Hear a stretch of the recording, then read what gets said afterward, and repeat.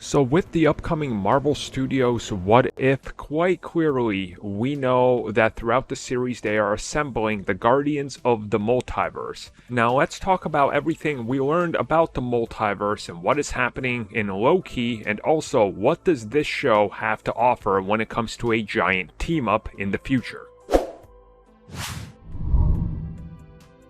With Marvel Studios' What If, there is still a lot of questions, and quite possibly this might be the show with the most WTF is going on going into it, because everything just seems like it's a giant scattershot approach to everything that is going on with the multiverse. And honestly, that probably is their plan, but it just looks like we need to watch a few episodes before we get our clean bearing and handle on what exactly is going on. Now, due to marketing, we know that one of the major factors that will be happening in the series and throughout the episodes is the team-ups or the team formation of the Guardians of the Multiverse. Now, what exactly this has in connection to the multiverse that's spanning out of Loki remains to be seen, but obviously there's got to be connective tissue here, because in the multiverse and everything that happens now and all the variations and permutations of normal MCU events, quite obviously that was all set up with Kang. So one has to think that whatever happens in this series will in some way, shape, and form sort of carry over some of those through lines and themes into upcoming other multiverse projects. Now, some rumors have strongly suggested that this could be a way to introduce recasting characters, and that is always possible. Others have suggested that this will be something that factors into Doctor Strange 2, which again, I think there's definitely something there that you can automatically connect.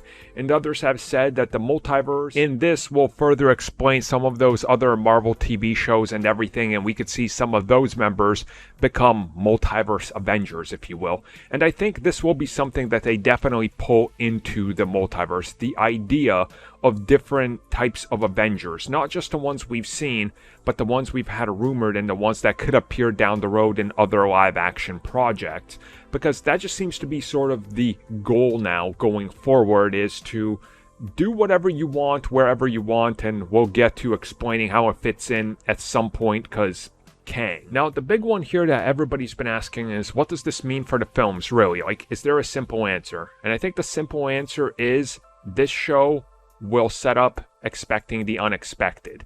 You watch this and you go, oh wow, that's a variation, that's a multiverse. Well, the films are going to give us more of that.